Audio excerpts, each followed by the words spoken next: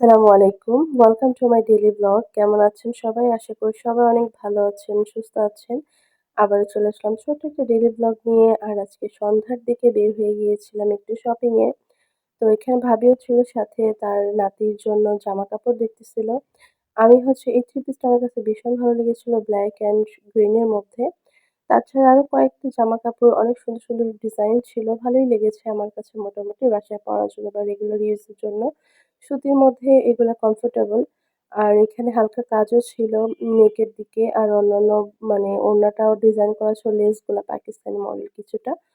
সবগুলো ড্রেসই অনেক সুন্দর ছিল। তারপরে হচ্ছে ভাবি কিছু বেডশিট নিল। আর আমি এখানে আবার একটু পর্দা দেখতেছিলাম। এই পর্দাটা আমার কাছে ভীষণ ভালো লেগেছে। কেমন যেন একটা লিলি টাইপের ফুল দেয়া।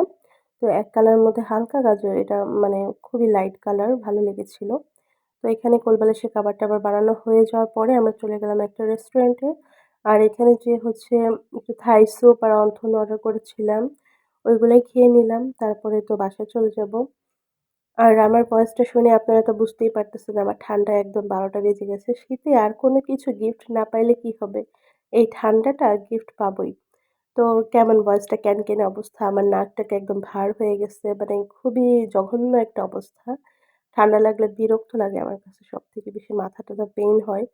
তো এখানে হচ্ছে স্যুপটা একটু ঝাল, ঝাল দিয়ে নিচ্ছি। মানে এই চিলি পানি যেটা মরিচের পানি, তো এটা আমার কাছে খুবই ভালো লাগে। একদম ঝাল থাকে। আর তার সাথে টমেটো সসটা দিয়ে মিক্স করে স্যুপ খাইতে কিন্তু ভালো লাগে। আর এই শীতের মধ্যে আমার খাবারের মধ্যে স্যুপটাই হচ্ছে আমি বেশি প্রেফার করি। কারণ শীতের মধ্যে গরম, গরম স্যুপ খেলে একটু শীতটা কম, কম লাগে। তো আমি যখনই ট্রাই করি তখন স্যুপটাই খাই আমি বেশিরভাগ সময়। বাসায় এসে আমি আবার রান্না করে নিতেছিলাম। কারণ হচ্ছে রাতের খাবারটা সন্ধ্যায় তো বাইরে হালকা স্যুপ খেলাম।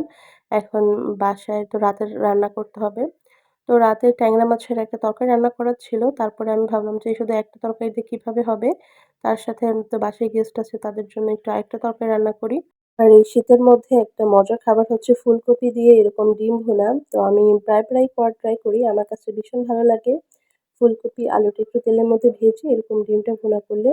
আর এই যে ছোট ডিমটা মানে ভেঙে চুরে গেছে, এই ডিমটার অবস্থা হলো সেটা যে লাল মুরগি নিয়েছিলাম ওটা পেটে থেকে কেটে বের করেছিলাম। যদিও চোচাটা লাল হয়ে গেছিল তারপরেও কিন্তু ছিলার সময় দেখি যে উঠতেছিল না। পুরা একটা চামড়া রয়ে গেছিল খোসার সাথে। তো ওইভাবেই ছিলে হচ্ছে ভেজে নিলাম ডিমগুলো। তারপরে হচ্ছে এই তেলের মধ্যে ফুলকপি আর আলুগুলো একটু হালকা সতে করে নিবো। তারপরে হচ্ছে আমি এর মধ্যে মসলা কষিয়ে ফুলকপি আর আলুর তরকারিটা রান্না করব। আমার কাছে তো এটা খেতে ভালোই লাগে। আমার আসলে ডেইলি মাংস খাইতে একদমই পছন্দ না। ডেইলি কি মাঝে, মাঝেও আমার মাংস অতটা বেশি ভালো লাগে না। একবেলা খাইলে ঠিক আছে। প্রতিদিন আসলে ২ দিন ১ দিন পর, পর মুরগি, গরু এগুলো আমার একদম পছন্দ না। তার থেকে বেটার এরকম হালকা পাতলা খাবার যেরকম ডিম আর মাছ তো মাস্ট বি মাছ আমার প্রত্যেকদিন লাগে। মাছ খেতে আমার ভীষণ ভালো লাগে। তার মধ্যে যদি হয় ছোট মাছের বিভিন্ন ধরনের আইটেম তো ওগুলা আরো টেস্টি থাকে অনেক। তো এখানে হচ্ছে এখন মসলাটা কষিয়ে ফুলকপিগুলা দিয়ে দিলাম। আরেকটা বিষয় আমার বোধগম্য হয় না, সেটা হলো বাইরে হকাররা তো চিল্লাচিল্লি করেই। তাছাড়া যখনই আমি ভয়েস দিতে যাবো, তখনই আমার বাসার যে হকারগুলো আছে তাদের চিল্লাচিল্লি বাইরে যায়। মানে তাদের কথোপকথন তখন আর শেষই হয় না। যদিও আমি দরজা-টরজা সব লাগাই দেই, তারপরেও কেন জানি আমি যে রুমে ভয়েস দিব, সেই রুমের কানের কাছে এসে ঘ্যান, ঘ্যান করে। আমার কাছে খুবই বিরক্ত লাগে। আমার মনে হয় মেক্সিমাম মানুষই যারা ভিডিও করে, তারা ভয়েস করে, তারা সবাই এরকম সেম প্রবলেম গুলা ফেস করে। আমার কাছে না মানে মনে হয় কি যে মুখের মধ্যে তখন একটু সোফা গুলো মেরে আসি। কতবার কাইটা আবার কতবার ভয়েস দেয়া যায়। বিরক্ত লাগে না? এই যে আমি এখন ভয়েস দিচ্ছি, আমার পাশে একজন দাঁড়ায়, দাঁড়ায় ফোনে কথা বলতেছে। যদিও আমি তার রুমে দরজা বন্ধ করে দিয়ে এসেছি, আমার রুমে দরজা বন্ধ করে দিয়েছি। সে কি করলো? তার রুমে দরজাটা খুলে ডাইনিং এ বসে, বসে এখন চিল্লাইতেছে। মানে মেজাজটা মনে হইতেছে তার মাথার মধ্যে যে একটা ঠাস করে বাড়ি মারতে পারতাম তাইলে আমার রাগটা একটু কমতো। আর এদিকে তো ফুলকপিতে ঝোল দিয়ে দিলাম। ঝোলের বলক চলে আসার পরে ডিমগুলো দিয়ে ঢেকে কিছুক্ষণ রান্না করব।